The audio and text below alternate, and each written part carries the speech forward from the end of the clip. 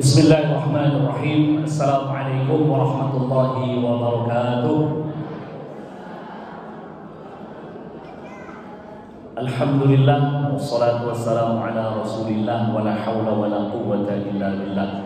Qala Allah ta'ala fi kitabihil karim, a'udzu billahi minasyaitonir rajim. Bismillahirrahmanirrahim. Ya ayyuhalladzina amanu taqullaha haqqa tuqatih wa la tamutunna illa wa antum muslimun. Shadaqallahul azim. Tsumma amma ba'd. Apa kabar ibu-ibu sekalian dan akhwat semua? Alhamdulillah. Yang berada streaming juga nih ya. Di seluruh Indonesia atau luar negeri juga nih? Syukur kita kepada Allah Subhanahu wa taala dengan mengucapkan alhamdulillah. Lisan kita diberi kemudahan untuk mengucapkan alhamdulillah, itu juga adalah nikmat. Karena alhamdulillah adalah merupakan salah satu daripada zikir kepada Allah Subhanahu wa taala. Maka dengan kita mengucap alhamdulillah sendiri, itu adalah nikmat. Salawat dan salam kita junjungkan kepada Nabi mulia Nabi Muhammad sallallahu alaihi wasallam, dengan sama-sama kita mengucapkan Allahumma shalli wa sallim ala sayyidina Muhammad. Ibu-ibu dan akhwat sekalian yang dimuliakan Allah Subhanahu wa taala di tempat yang mulia ini, insyaallah pada pagi menjelang siang ini saya akan menyampaikan tafsir tentang surat Asy-Syams yang sebelumnya kita pernah melakukan pertemuan dalam kajian tafsir surat Al-Lail. Alhamdulillah masih ingat. Saya kira udah lupa karena lama nggak ngaji. Alhamdulillah, walaupun hanya beberapa orang tadi yang menyebut, tapi saya percaya yang lain juga mengetahui, hanya malu untuk menyampaikan. Baik, surat Asy-Syams, kita langsung aja ya. Surat Asy-Syams yang diterjemahkan ke dalam bahasa Indonesia adalah matahari.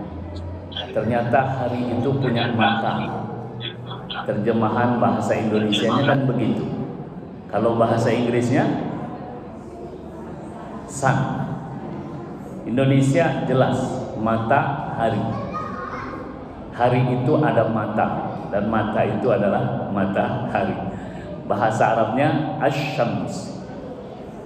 Surat Asy-Syams adalah merupakan Makkiyah. Artinya surat ini turun saat Nabi kita Muhammad SAW belum melakukan perjalanan hijrah, berarti masih di Mekah. Apa yang dihadapi di Mekah? Pertama, masalah materialis ataupun masalah material. Orang materialistik yang punya harta, dia punya kedudukan. Yang tidak punya harta, dia tak punya kedudukan. Yang punya harta, dia punya wewenang. Yang tidak punya harta, dia tak punya wewenang. Yang punya harta dan dia berusaha untuk cari dan terus mencari harta, karena mereka meyakini, ini masalah akidah maksudnya, adalah hanya hidup saja, sesudah hidup ini selesai. Jadi berlomba-lombalah untuk mencari harta. Maka oleh sebab itu sebelumnya kita sudah sampaikan surat At-Takatsur, Alhaakumut Takatsur, karena memang materialistik. Orang yang punya harta, orang yang punya materi, dia punya kedudukan, maka yang dicari-cari adalah materi. Jadi patokan mereka hanya materi. Yang kedua, di masa Rasulullah berada di kota Mekah ini dihadapi adalah masalah moralitas, kan begitu. Maka Rasulullah SAW menyebutkan innama bu'ithtu liutammima makarimal akhlak. Sesungguhnya aku diutus untuk menyempurnakan akhlak. Bukan berarti orang-orang jahiliyah masa dulu itu tak punya akhlak, ada, tetapi Rasulullah datang untuk menyempurnakan. Yang ketiga tentunya masalah akidah. Ada kesalahan pada mereka saat itu, siapa yang harus disembah. Mereka bukan menyembah siapa, namun mereka menyembah apa. Kan begitu ya? Berhala itu siapa atau apa?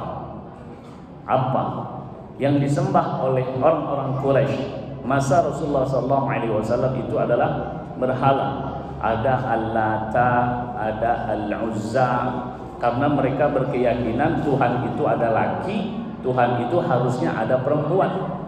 Maka kalau laki kata mereka Allah, perempuan Al-Lata. Kalau Tuhan namanya Al-Aziz itu laki, maka mereka berkeinginan ada Tuhan perempuan namanya Al-Uzza. Kalau ada Al-Manan itu kan laki, perempuannya Al-Manatu.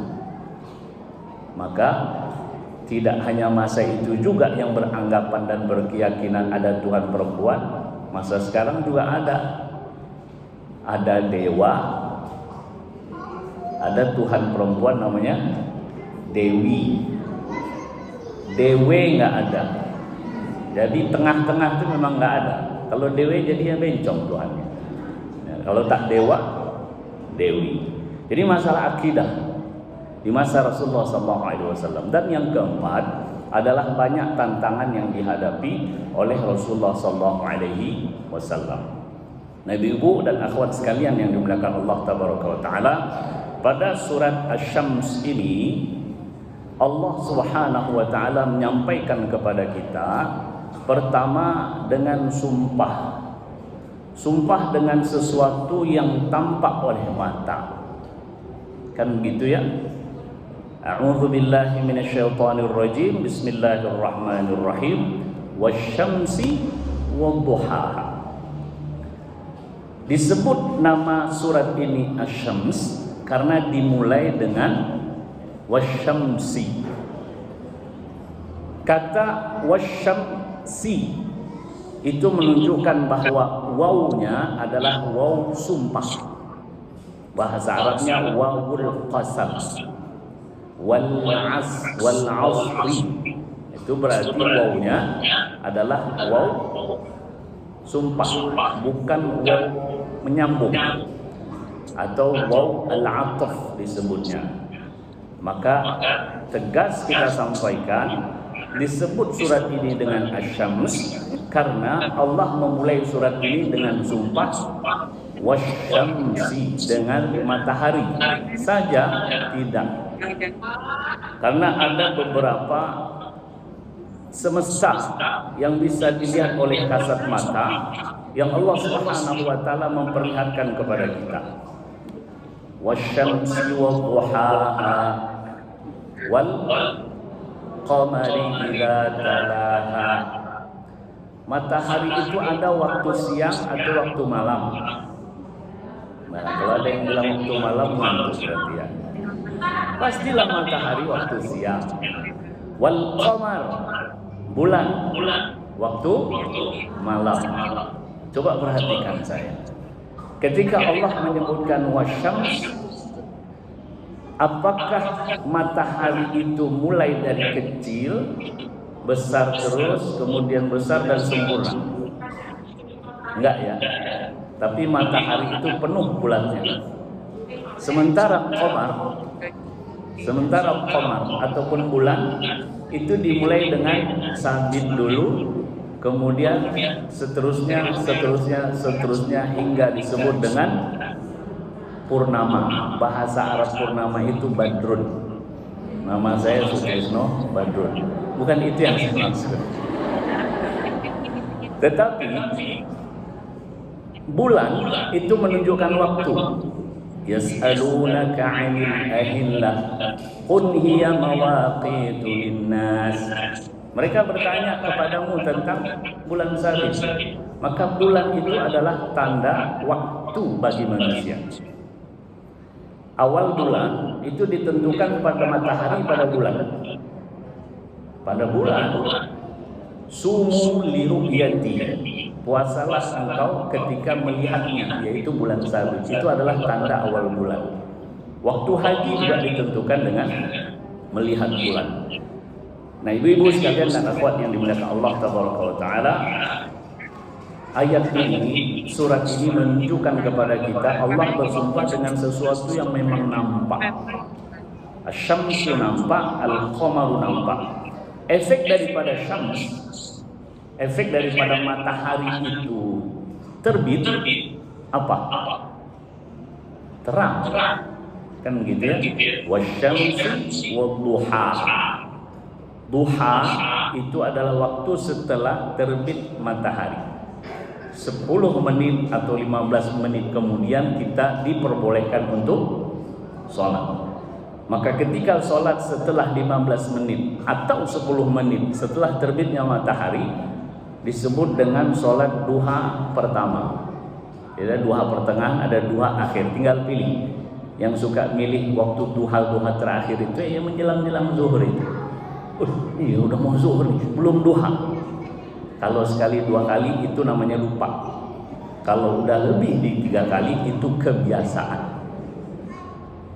Jadi wasyamsi wadduhaha, terang. Mulai dari terbit matahari, matahari di tengah, matahari terbenam. Semua itu adalah bentuk sumpah Allah Subhanahu wa taala. Jadi bukan hanya ketika matahari saja atau bukan matahari saja yang Allah bersumpah di situ, namun mulai dari terbitnya, saat terbit tidak boleh sholat, saat berada di tengah tidak boleh sholat, saat terbenam tidak boleh sholat. Kenapa? Karena matahari adalah salah satu daripada sembahan orang-orang yang menyembah matahari, maka nggak diperbolehkan. Maka 15 menit sesudah terbit, kemudian ketika matahari sudah bergeser gitu ya, kemudian matahari sesudah terbenam. Jadi sumpah Allah tidak hanya pada mataharinya saja, namun dari mulai terbit kemudian berada di tengah sampai dengan terbenam. Yang kedua ataupun ayat yang kedua, wal qamari apa? Idza jallaha wasyamsi wadduhaha wal qamari idza jallaha. Idza talaha maksud saya. Talaha ini maksudnya adalah datang sesudah terbenamnya matahari. Betul enggak? Bulan itu nampak setelah terbenam matahari. Wa shadaqallahu al-azim. Khususnya dalam tafsir yang saya bawa ini, tafsir Al-Munir, menyebutkan khususnya pada 13, 14, 15, di mana pada tanggal-tanggal tersebut kita disunahkan untuk melaksanakan puasa yang disebut dengan puasa Dhil. Kekuasaan Allah Subhanahu wa taala, Rasulullah sallallahu alaihi wasallam melakukan itu sepanjang hidupnya. Kalau kita mungkin kadang puasa, kadang nggak puasa, kadang nggak puasa juga. Tapi insya Allah kadang puasa, kadang nggak puasa, kadang puasa, kadang nggak puasa. Kita juga manusia. Kalau Rasulullah SAW pastilah melakukan itu, dan itu adalah merupakan kebiasaan Rasulullah SAW. Puasa pertengahan bulan. Kan coba kita lihat dari sumpah Allah Tabaraka wa Ta'ala terhadap semesta ini sesuatu yang semuanya menakjubkan. Bagi kita sebagai seseorang yang hanya punya ilmu terbatas, hanya melihat matahari itu menerangi, matahari itu menyinari. Bahkan beberapa hari ini matahari itu terasa dekat dengan tubuh kita. Betul, panasnya betul-betul panas. Betah di dalam masjid, khususnya yang ber-AC. Kalau masjid tak ber-AC, menyumbanglah agar masjid itu beli AC. Memang cuaca panas. Ya, sesuatu yang nampak, sesuatu yang kita rasa. Maka Allah Subhanahu wa taala bersumpah dengan itu. Pada ayat berikutnya, wasyamsi wadduhaha wal qamari idza talaha wan nahari idza jallaha. Pada ayat pertama, Asy-Syams itu adanya pada siang hari. Maka pada ayat ketiga, wan nahari idza jallaha, dan demi waktu siang ataupun demi siang yang menampakkan. Jallah, kita sekarang melihat tuh jauh kan, ada mobil lewat, ada orang lewat, tapi mata kita terbatas untuk tidak bisa melihat nyamuk lewat di luar masjid ini karena kecil. Namun secara logika terang ini membuat seorang bisa melihat. Yang menyebabkan terang itu apa? Adanya matahari. Yang menyebabkan ada matahari itu siapa? Allah Subhanahu wa ta'ala. Jadi pada ayat yang ketiga ini Allah Subhanahu wa ta'ala menyebutkan kepada kita wan nahari idza jallaha. Ayat keempat, wal laili idza yaghshaha. Pada ayat kedua wal qamari idza talaha. Pada ayat keempat wal lail, di bulan tandanya malam, wal laili idza yaghshaha. Kata yaghshaha ini artinya menutup, gelap. Nah, sebentar kita berhenti pada ayat yang keempat ini. Hati seseorang jika diisi dengan ayat-ayat Al-Quran, diisi dengan kata-kata baik, maka hati seseorang itu seperti siang yang terang. Namun jika hati kita ini diisi dengan kedengkian, kemarahan, apalagi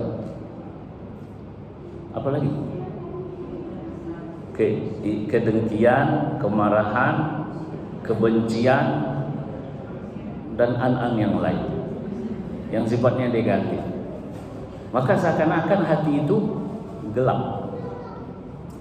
Hati ini putih.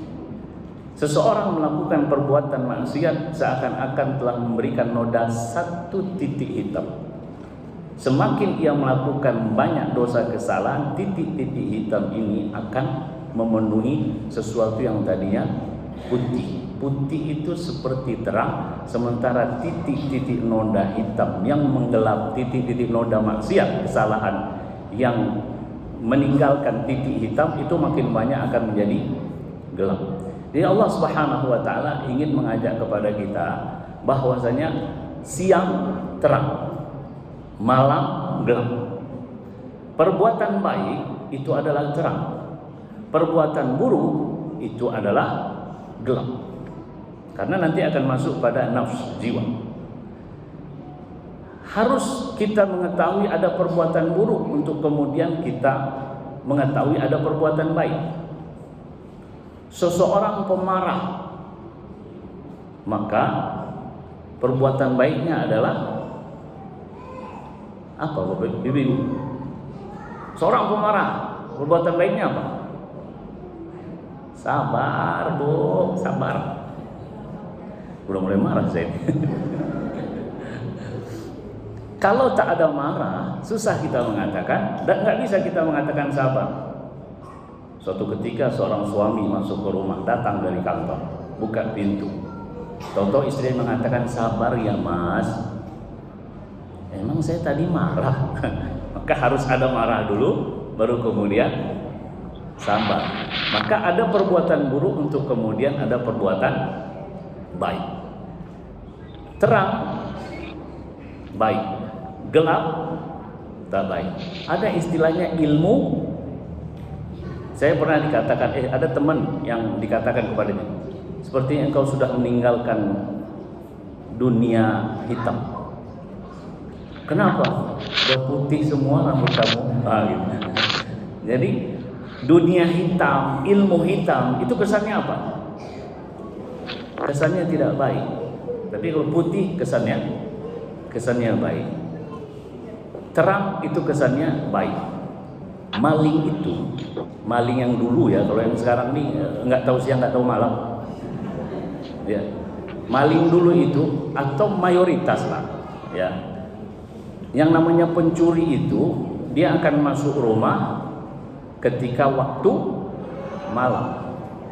Perbuatan maksiat dan kesalahan banyak dilakukan di waktu malam, di tempat-tempat yang gelap gitu, tempat-tempat yang setan suka di situ. Nah, disitulah tempatnya pelaku maksiat.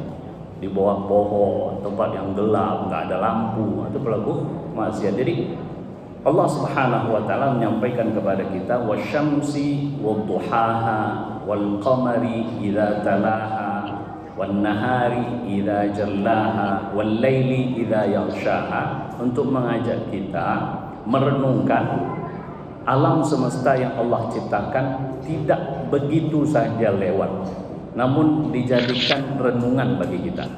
Lanjutan ayat, was-samaa'i wa ma banaha. Kalau kita terjemahkan as-sama itu apa? Langit. Ma fawqa al-insan yusamma as-sama. Sesuatu yang berada di atas orang atau manusia disebut dengan sama, langit. Was-sama wa ma bana. Dalam riwayat tafsir, ma ini bisa bermakna masdar. Masdar itu artinya begini: was-sama wa bina'uha, langit dan pembangunannya ataupun pembinaannya.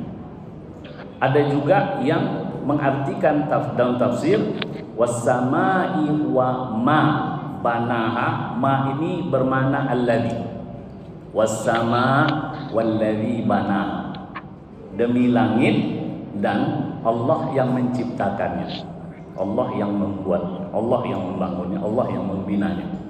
Jadi kata ma di sini ada dua, ma masdariyah namanya, sehingga diartikan bina'uha, pembinaannya, pembangunannya, yang dimana kita melihat pada waktu malam hari. Ya, ini kan sesudah wal-laili idza yaghshaha was-samaa'i wa ma banaha. Kalau malam hari ada kaukab, planet, bintang-bintang, dan itu merupakan zina, hiasan Allah Subhanahu wa taala. Dalam surat Al-Mulk Allah menyampaikan tentang bintang-bintang itu adalah hiasan, gitu ya. Dan bintang-bintang selain sebagai hiasan, dia adalah sebagai penunjuk arah. Betul ya? Bukanlah bintang-bintang itu sebagai alat untuk dukun menggunakannya. Kalau dulu itu istilahnya seseorang menjadikan bintang itu sebagai alat untuk mereka, untuk mengira-ngira. Namun bintang ini sebagai hiasan Allah Subhanahu wa taala yang ada di langit, salah satu yang dijadikan sumpah oleh Allah Subhanahu wa taala, dan itu nampak oleh kita. Wal ardi wa ma tahaha, demi bumi yang Allah hamparkan, demi bumi dan penghamparannya kalau kita terjemahkan. Sampai pada ayat ke-6 ini semuanya adalah semesta yang berada di luar diri kita. Betul ya? Asyams, matahari, qamar atau al-qamar, bulan, wan nahar, siang, wal lail, malam, semesta, was sama', langit, semesta, wal ardi, juga salah satu ciptaan Allah Subhanahu wa taala, semesta. Di antara planet yang ada itu bumi yang bisa ditempati oleh manusia. Maka disebut di sini wal ardi wa ma tahaha. Tahaha itu dalam bahasa Arab diterjemahkan basa toha, penghamparannya. Jadi sumpah Allah Subhanahu wa taala tidak hanya dilihat pada bumi saja, namun apa yang disediakan Allah Subhanahu wa taala pada makhluk yang tinggal di bumi.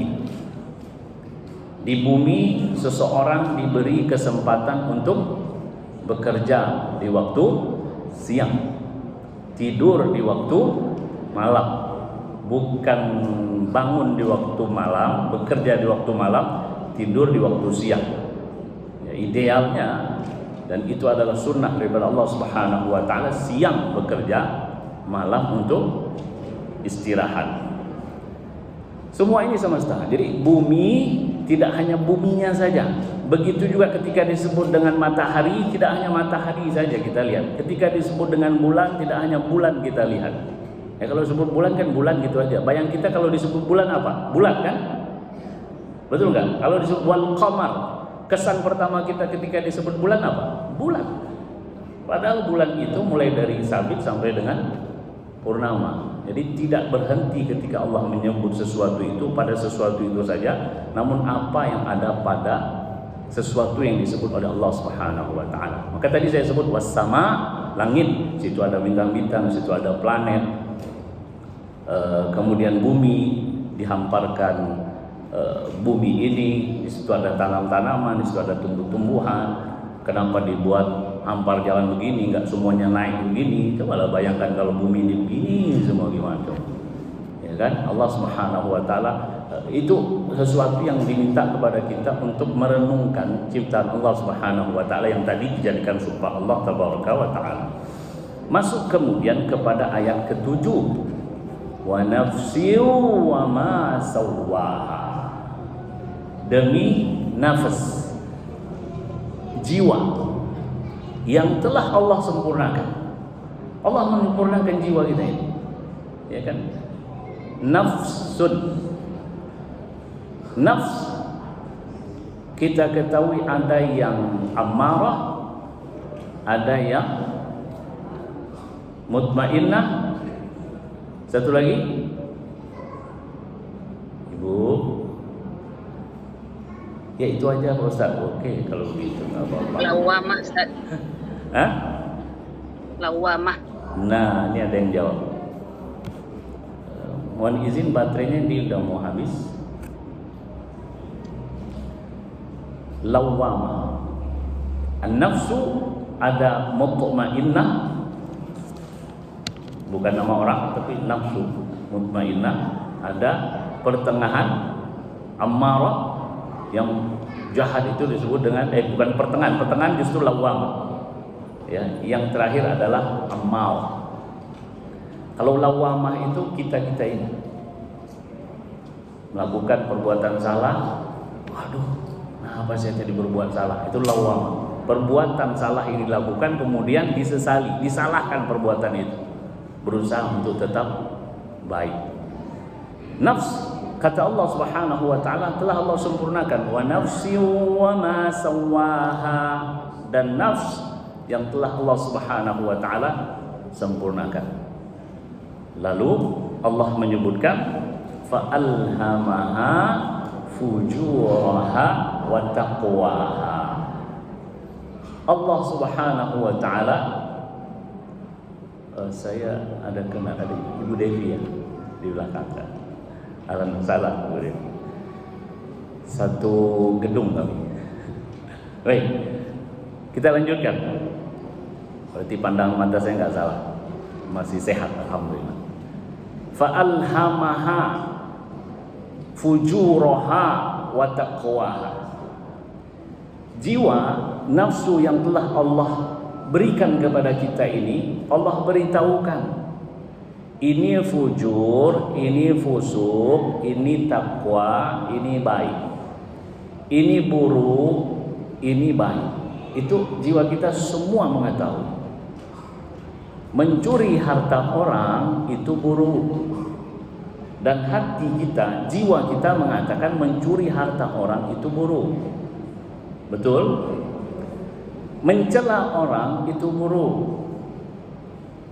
Menuduh orang pada sesuatu yang tidak dia buat itu buruk. Memukul orang yang tak bersalah itu buruk. Ya kan? Membunuh orang parah lagi itu buruk. Makanya orang yang melakukan ini, walaupun dia melaksanakan sholat, dia puasa, dia zakat, kata Rasulullah muflis, bangkrut. Kan Rasulullah pernah bertanya kepada para sahabat, apa yang kalian ketahui tentang orang yang bangkrut? Sahabat menjawab, yang tidak punya harta benda. Nah ini, dengarin ibu sekalian. Kita kalau ditanya, apa yang kau ketahui tentang bangkrut? Bangkrut orang yang punya usaha rugi besar, orang yang tak punya harta. Namun kita ingin mendengar apa bangkrut menurut Nabi kita Muhammad SAW. Orang yang bangkrut adalah dia sholat dia puasa, dia zakat, baik gak ini? Sholat, puasa, zakat, baik. Namun dia mencela, dia menuduh orang, dia makan makanan dengan batil, dia pukul orang, dia bunuh orang, itu namanya bangkrut. Dia melakukan kebaikan, namun keburukan banyak juga yang dilakukan. Maka efeknya orang yang melakukan seperti ini, kebaikannya akan pindah kepada orang yang dizoliminya. Habis kebaikannya, kesanalah, jangan ke saya. Habis kebaikannya, maka kebaikannya ini habis, maka keburukan orang yang dizolimi ini pindah kepada orang itu. Itu namanya bangkrut menurut Nabi kita Muhammad sallallahu alaihi wasallam. Dan memang seperti itu, ada orang yang sholat, ada orang yang puasa, ada orang yang zakat. Namun lidahnya mencela, lidahnya menuduh, makan harta orang dengan kebatilan, itu adalah buruk. Maka Allah di sini menyebutkan fa'alhamaha fujuraha wa taqwaha. Allah memberitahu, Allah memberi petunjuk. Ini baik, ini fujur dulu, kemudian ini takwa. Tinggal bagaimana nafsi. Kan sudah diberitahu, melakukan sholat 5 waktu itu baik, enggak sholat itu pertanda pembeda antara kafir dan orang beriman ataupun orang muslim. Sholat sesuatu yang pertama ditanyakan di akhirat. Enggak sholat itu tak baik, korupsi itu tak baik, maling itu tak baik, maling ayam tak baik. Walaupun kadang mendapat pukulan lebih berat daripada yang korupsi 1M. Yang korupsi mendapatkan hukuman dibanding pencuri ayam itu kadang lebih parah pencuri ayam. Dua-duanya tidak baik. Tingkat ketidakbaikannya tentunya berbeda. Orang dengan tingkat pendidikan tinggi, ya, nah, maka kita masuk sesudahnya. Qad aflaha man zakkaha. Aflah artinya beruntung. Aflah. Qad aflaha man zakkaha. Nafs yang telah Allah berikan kepada kita secara sempurna, bahkan Allah beritahu ini baik dan ini tidak baik, tapi perlu latihan. Perlu dilatih nafsu ini. Dengan apa kita melatih? Di antaranya duduk di sini mendengarkan kajian tafsir. Itu salah satu bentuk penyucian nafsu kita ini. Dan sifatnya harus terus dilatih. Kan begitu ya? Sesudah ini dalam sepekan, dalam sebulan, banyakkan mana pelatihan jiwa ini pada kebaikan atau pada keburukan. Itu tergantung pada diri kita. Sebagian mengatakan bahwa qad aflaha man zakkaha. Zakkaha di sini bisa Allah Subhanahu wa taala yang menzaki, yang memurnikannya, yang melatih dia untuk mengarah kepada kebaikan, atau dirinya sendiri. Jadi ada dua ya.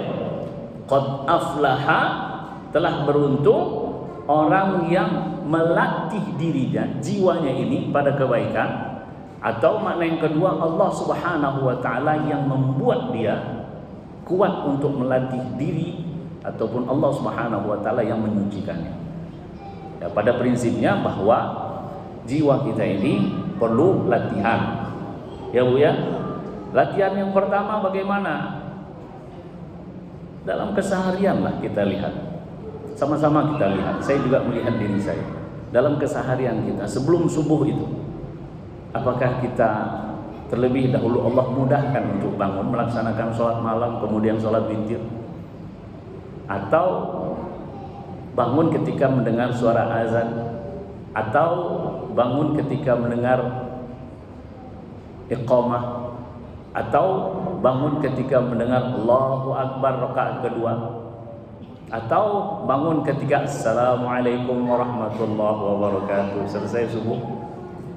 Atau ketika sudah amin, sudah doa selesai? Ini semua adalah bentuk untuk melatih diri, melatih jiwa kita ini untuk mendapatkan qad aflaha man zakka. Perlu dilatih. Dari malam saya berkeinginan gitu.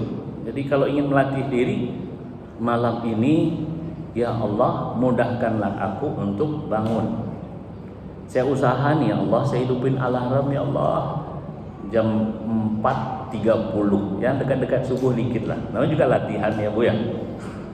Kalau udah kuat biasanya jam 4, kalau udah kuat lagi jam 3.30. Tapi ini baru latihan ya Allah 4.35 lah, masih ada 10 menit menjelang subuh. Namanya juga latihan. Saya usaha, bangunkanlah aku ya Allah.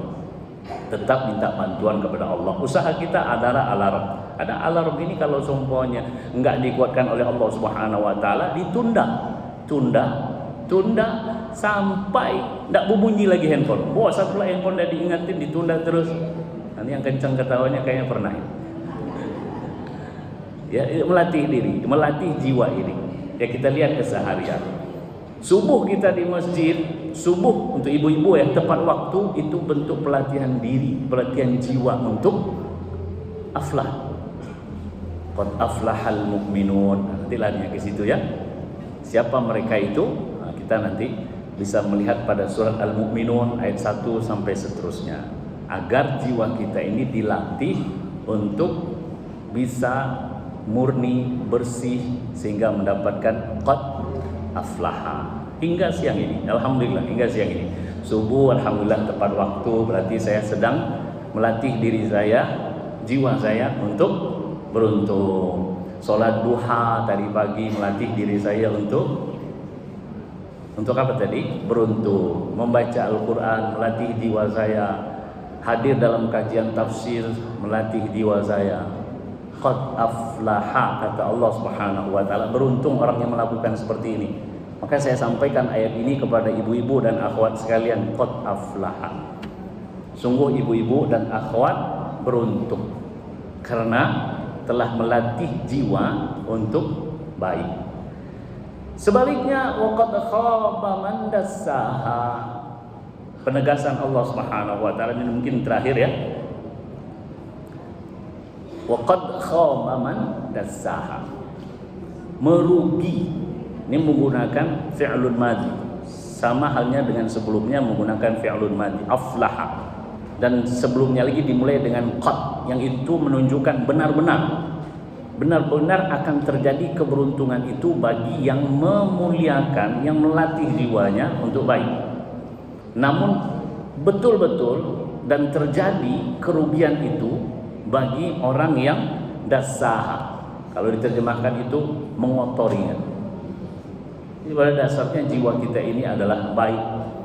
Dan Allah Subhanahu wa taala telah menunjukkan mana yang fujur, mana yang takwa. Kemudian Allah Subhanahu wa taala tegaskan, qad khaba man dassaha. Sungguh telah merugi orang yang mengotori jiwa ini. Ibu-ibu dan akhwat sekalian yang dimuliakan Allah, hingga siang hari ini, apakah kita ada mengotori jiwa kita? Mudah-mudahan tidak. Marah itu bisa jadi mengotori jiwa jika kemarahan itu tak beralasan. Marah aja ibu nih, ini sikit marah, ini sikit marah. Pernah nggak ibu digituin? Ini salah, itu salah, marah aja. Tapi saya yakin ibu-ibu di sini nggak ada. Kalaupun ada kemarahan, itu kemarahan karena Allah Subhanahu wa taala. Ya, bukan sekadar karena sayang, tapi karena Allah Subhanahu wa taala. Boleh kita marah karena Allah? Boleh. Marah karena nafsu, emosi saja itu yang enggak boleh. Saya cerita tentang seorang sahabat Rasulullah SAW yang ketika dalam peperangan, orang yang berada di hadapannya itu tinggal disabet saja sudah selesai. Sudah dalam posisi kalah. Lalu tinggal melesat, bukan melesatkan. Kalau pedang itu mengapa itu? Menyabetkan pedang, putus tuh leher. Namun sebelum menyabetkan pedang ini, musuh itu meludahinya. Tuih katanya. Coba kalau ibu diperlakukan seperti itu, cepat pedang itu menyabet orang itu. Tapi sahabat ini teringat kepada Allah Subhanahu wa taala, khawatir saat dia menyabet orang itu bukan karena Allah tapi karena emosi. Akhirnya tak jadi. Bisa enggak seketika itu kita mengalihkan sesuatu yang ingin kita perbuat, kemarahan itu? Saya kira susah. Dan memang susah. Dan ini diriwayatkan katanya adalah Al-Imam Ali bin Abi Thalib radhiyallahu anhu. Bisa jadi karena yang tadi, qad aflaha man zakkaha, selalu melatih dirinya untuk baik. Melatih dirinya untuk baik bisa dengan cara diri sendiri, bisa dengan cara lingkungan dia berada, bisa dengan cara pertemanan. Maka beruntunglah ibu-ibu dan akhwat sekalian melakukan pertemanan dengan LTQ fi zilali Al-Quran. Saya bukan promosi, bukan. Ya hanya mengingatkan aja. Sangat beruntung. Nah, ibu-ibu dan akhwat sekalian yang dimuliakan Allah Subhanahu wa taala, ini sebagai pemula 10 ayat pertama ini untuk kemudian Allah Subhanahu wa taala memberi contoh nyata yang pernah terjadi. Ya, dan itu terjadi pada ayat atau surat ini tentang kaum Nabi Saleh yang bernama Tsamud. Jadi saya kalau ingin mudah mengingat kaum itu, kalau Saleh kaumnya, Tsamud karena ada S-nya. Kalau Hud kaumnya, Ad karena ada dalnya. Ad, Tsamud. Ad, Hud maksud saya, kemudian Tsamud, Saleh. Jangan terbalik. Sekarang ingat keluar masjid nanti. Ustaz tadi bilang apa ya? Mudah-mudahan tidak. Demikian mungkin yang bisa saya sampaikan. Ayat berikutnya itu adalah tentang orang yang jiwanya itu penuh dengan fujur. Dan itu bukan hanya orang, namun kaum. Atau saya selesaikan aja. Selesaikan aja, karena tinggal beberapa ayat saja. Baik, karena ini contoh saja, contoh yang dilakukan oleh kaum Nabi Saleh yang bernama Tsamud. Kadzabat Tsamudu bi-taghwaha. Contoh jiwa yang tak baik, contoh jiwa yang buruk, membangkang, melampaui batas. Dimulai dengan kalimat kadzabat, bohong. Telah berbohong Tsamud bitaghwaha, dengan melampaui batas. Jadi hati-hati sifat membohong, sifat pendusta itu hati-hati. Seseorang akan disebut kadzab ketika dia sering berbohong. Kalau jarang itu kadzib. Dalam bahasa Arab ada kadzib, ada kadzab.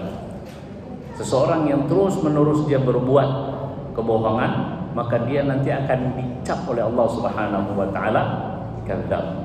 Dan ketika itu dia akan diarahkan terus kepada fujur. Ya.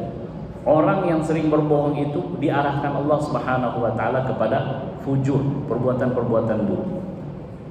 Kalau sudah begitu, maka akan diarahkan kepada neraka. Na'udzubillah. Nah, pada ayat ini Allah sebutkan kadzabat Tsamud bitaghwaha. Kaum Saleh namanya Tsamud berbohong dengan melampaui batas. Diperintah melanggar, disuruh menantang. Idzin ba'atsa ashqaha. Ketika ada seseorang yang berani, namanya Qaddar bin Salif, itu namanya. Ashqa itu orang yang paling jahat. Idzin ba'atsa ashqaha, ketika orang yang paling jahat di kalangan mereka melakukan yang akan dilakukan nanti. Jadi yang disebut Allah Subhanahu wa taala ashqaha. Saya baca tafsir ini, ibu-ibu dan akhwat sekalian yang dimuliakan Allah Subhanahu wa taala, ada satu hal yang saya jadikan catatan besar. Di mana dalam tafsir ini disebutkan yang namanya Qaddar bin Salif, nama orang. Itu paling jahat, paling nakal, Siapa dia? Azizun syarifun ra'isun muta'. Jadi dia bukan kaleng-kaleng. Dia adalah di kalangan mereka Samud orang yang terhormat. Di kalangan Samud dia orang yang mulia. Di kalangan Samud dia seseorang yang ditaati. Kalau ibu-ibu dan bapak perhatikan yang saya sampaikan adalah ya, seseorang yang punya kehormatan, kemuliaan itu nih ya, bisa mendorong dirinya untuk sombong dan kemudian bisa mendorong dirinya untuk melakukan pelanggaran dan bisa membuat orang-orang yang berada di hadapannya itu taat. Ini orang mulia ini, terhormat ini, pandangannya benar aja walaupun itu kadang salah. Saya beri contoh lagi yang kita tahu, namanya Abu Lahab. Abu Lahab apakah orang biasa? Ibu? Enggak. Abu Lahab ini bangsawan, kaya, terhormat dari kalangan Quraisy, paman kandung Nabi Muhammad SAW. Namun saat dia mengatakan kepada Rasulullah, tabban laka alihada jama'tana, celaka engkau wahai Muhammad, tuh sepanjang hari, tabban laka sairul ayyam alihada jama'tana, celaka engkau sepanjang hari, apakah hanya untuk ini saja engkau kumpulkan kami? Kenapa dia bisa menyampaikan seperti itu? Bangsawan. Kenapa dia bisa menyampaikan seperti itu? Merasa dirinya terhormat, mulia, jadi dia berani. Namun keberaniannya pada kesalahan. Dengan keberanian satu orang ini, maka yang lainnya itu ikut. Begitu juga Qaddar bin Salif ini. Qaddar bin Salif yang berani menantang Nabi Saleh. Kita lanjutkan ayatnya. Faqala lahum Rasulullah naqatallahi wa suqiyaha. Faqala lahum Rasulullah Nabi Saleh mengatakan kepada mereka, naqatullah, unta betina, itu naqah. Disifatkan naqatullah, diidhofahkan, ditambahkan kalimat Allah, itu menandakan kemuliaan bagi unta tersebut. Baitullah, itu ya, diidhofahkan, ditambahkan untuk kemuliaan tempat itu. Yang disebut dengan Baitullah apa? Masjid, ya kan? Musola, apa lagi? Surau, langgar, itu disebut dengan Baitullah. Salat zuhur dilanggar, sakit karena dilanggar. Ya, salat subuh, salat zuhur dilanggar, maksudnya langgar di sini adalah ya Musa, itu Baitullah. Nah, di sini Allah Subhanahu wa taala menyebutkan Rasulullah, utusan Allah, bentuk kemuliaan kepada pilihannya. Naqatullah, unta yang ditambahkan Allah bentuk pemuliaan terhadap naqah tersebut. Kalau itu dimuliakan, maka jika itu dimuliakan oleh Allah, maka muliakan.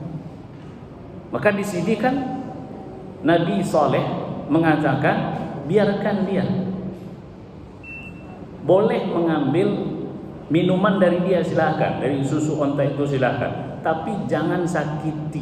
Itu pesannya saja. Kalau kalian sakiti akan terjadi sesuatu. Nah, itulah ashqon nas tadi itu, orang yang paling jahat, paling nakal, yang bernama Qaddar bin Salif. Fakadzabuhu, mereka, ibu dan akhwat, ini saya pelan-pelan, bukan soalnya tafsir. Fakadzabuhu, mereka berbohong. Dimulai dengan siapa? Idzim ba'atha ashqaha, dimulai oleh satu orang yang paling jahat tadi. Memang ada pemukul lonceng, itu pasti ada. Koordinator itu pasti ada. Provokator itu pasti ada. Pasti. Kemudian disepakati, disetujui oleh orang banyak. Ya kan, tadi mulainya ashqaha.